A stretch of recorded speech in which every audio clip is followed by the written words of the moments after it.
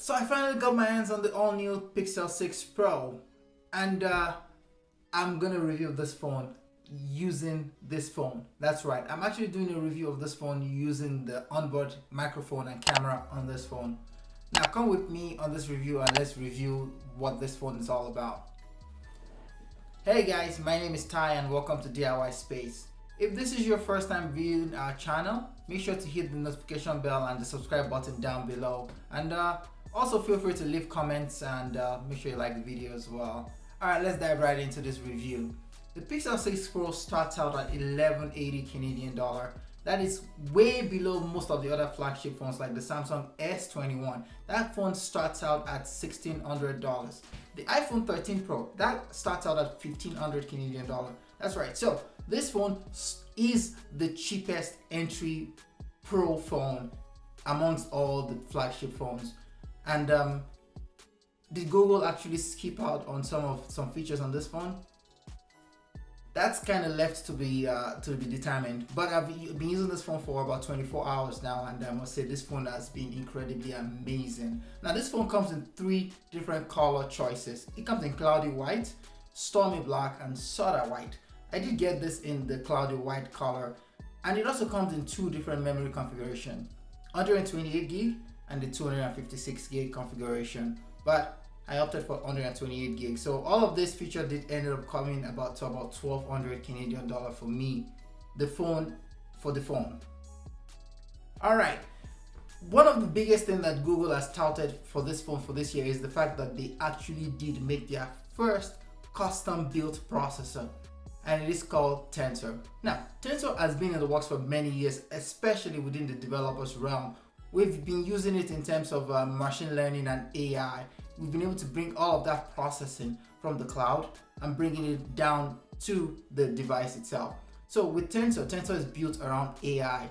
It's also built around maximizing and optimizing battery life as well. So we're expecting to see that the battery life of this phone would actually give us more. I mean, the battery life on this phone is supposed to last about 48 hours of normal usage, but I've used it for 24 hours and I have not had to charge it yet.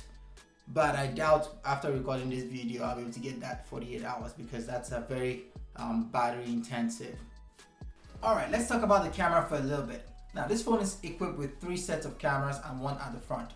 At the rear, it's got the wide camera, which is a 50 megapixel camera with a 1.85 aperture. It's also got an 84 degrees field of vision, as you can see in this particular clip. Next to it is an ultra wide 12 megapixel camera with a 2.2 aperture and a 114 degrees field of vision.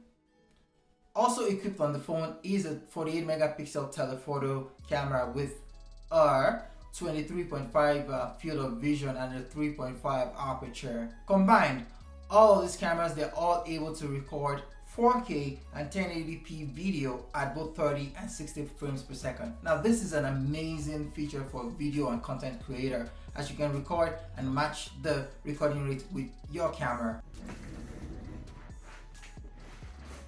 Alright, here is at the front of the phone there is an hole punch camera. Now this camera is an 11.1 megapixel camera with a 2.2 aperture. It's also got a 94 degrees field of vision. I'm recording right now with that front camera. It does, however, appear to be a little bit of grainy. I'm not sure why it's doing that. I've tried to see if I could tweak around with the settings or maybe my light or something, but I can't seem to figure it out just yet. But it's the first 24 hours, so I'm just using the phone exactly as is without any additional configuration or tweaking, just so you can see, you get that exact experience. But I think it's, in terms of capturing the background, it captures quite a lot in the background. It's just besides the fact that it actually has this grainy effect. Now let's talk about the connectivity of this phone. This phone is equipped with Wi-Fi 6E and Bluetooth 5.0. Now, those of you that don't know what Wi-Fi 6E is, the Wi-Fi 6E is basically Wi-Fi 6 on steroids. Now, the FCC, for the first time since 1989, just opened up a new wireless band spectrum to be able to, for use for the public. Now what that means for you and I as a consumer is that now we have new channels that can be used to actually transmit data. So what that actually converts to is blazing lightning fast speed. So it's kind of comparable to, you know, moving from 4G to 5G. Now we can transmit data significantly faster, but there's a caveat to that.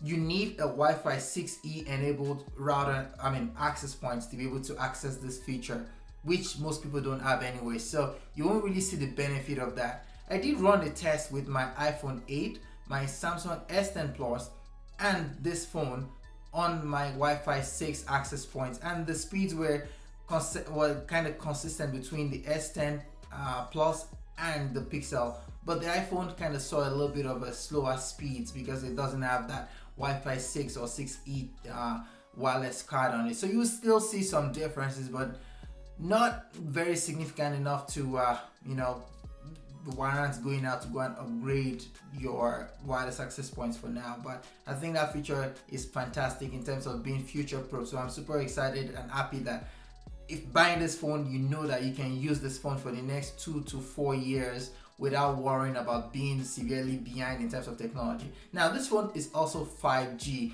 and in my city we do have 5G enabled, and it's been amazing to see how blazing fast things have actually been able to transmit now coming from my older phone, right?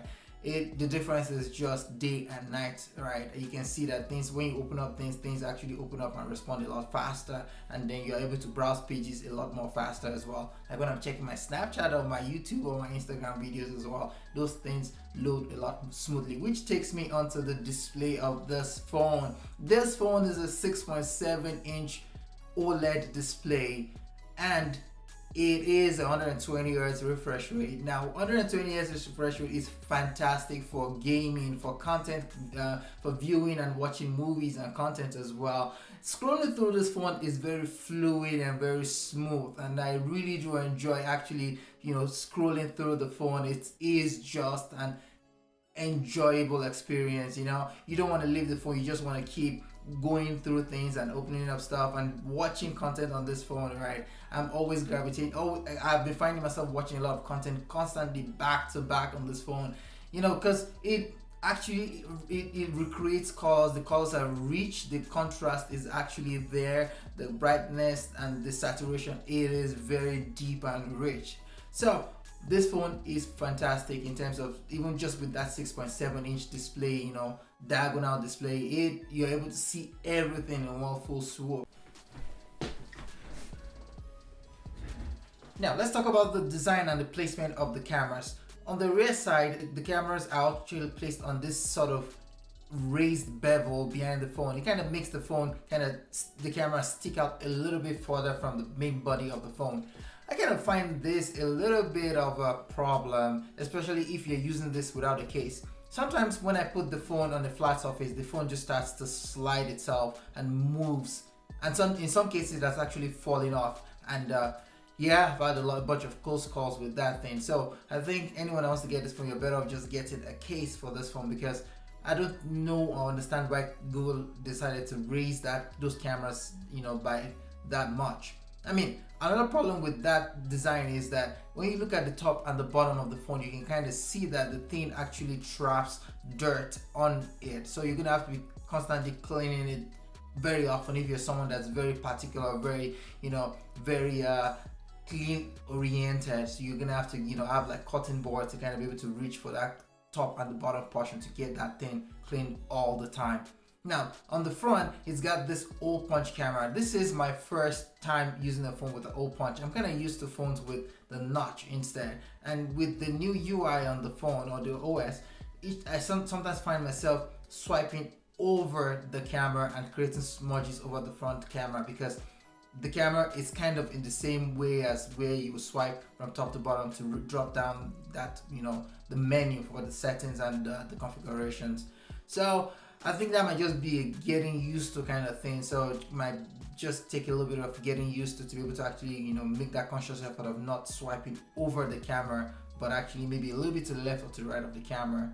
So one impressive feature of this phone is the fast charging capability of the phone. My phone completely died just a few minutes before I was about to head out to the gym. So I plugged it in for 25 minutes and I was able to get 40% of charge in 25 minutes. That is amazing, especially in those cases like this where you need to be out of the door real quick but your phone is completely dying out on you. So I was able to get that. So that feature is actually great, and I love to see how this plays out in the long term. And one thing that is really annoying and really frustrating about this phone, which is the worst about this phone, is the fingerprint sensor on this thing. This fingerprint sensor on this phone, it is the worst I've ever seen in any phone since I've been using fingerprints on phones when they first came out many years ago. It's literally the worst. It takes me sometimes 7-8 tries to be able to get my fingerprints to unlock the phone. Most cases I end up just canceling the fingerprint and having to punch in my code because the thing doesn't recognize my fingerprint.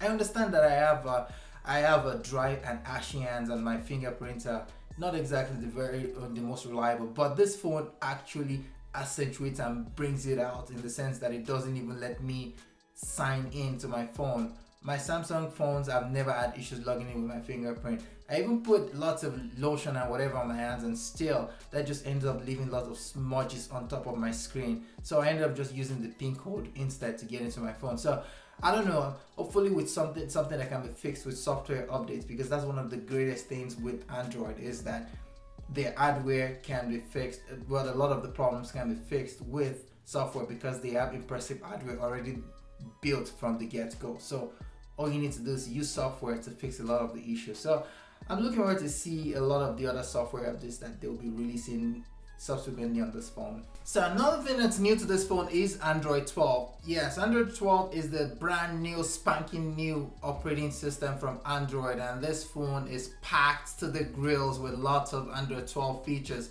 For example, the AI on this phone using the Google's Assistant has been beautiful, right? I've started actually using my voice to take notes or reply text messages, or being able to use the Google Assistant to trigger things around my house. It is actually centered around home automation. I mean, if you swipe down through the drop down list, there is now actually an option there where you can actually see your Google Home Assistant devices in your home, right? In my case, I do have a bunch of Google Assistant, and just triggering the word and asking it to do things has been super crazy fast. I'm able to even use the voice assistant to open up. I prefer using it to open up apps within my phone than actually going to swipe through and find the app and then open it up, because it is that much faster. I just tell it, give it the instruction, and then it loads it up right away. And I am really impressed with how far the AI on this phone has come. I'll be really curious to see how Android 12 would perform on the S21 as well when it does come to the phone,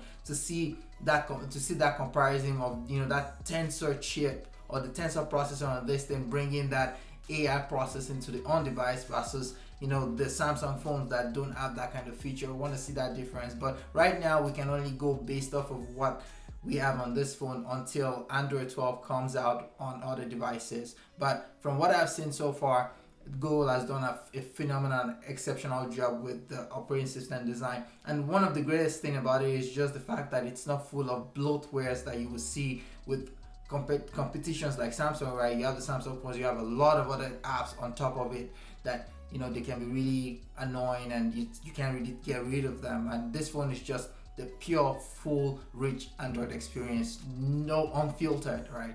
So those are some of the things I've been able to kind of get a glimpse of in the first 24 hours. But you guys should stay tuned, and I'll keep you guys posted on more things, because there are a lot more features on this phone that I can unpack in 24 hours. You're talking about some of the photo camera features like slow-mo, fast-mo, cinematic mode, even talking about things where it can actually capture fast-moving objects, kind of get a still picture of fast-moving objects, but kind of blurs the background as well. It is just packed to the grill. But you know what, if you stick with me on this channel, I'll keep you guys posted on some of these new things. And you know what, thank you so much for joining me today on this review of my Pixel 6 Pro in 24 hours. But I'll see you guys in the next video. Peace.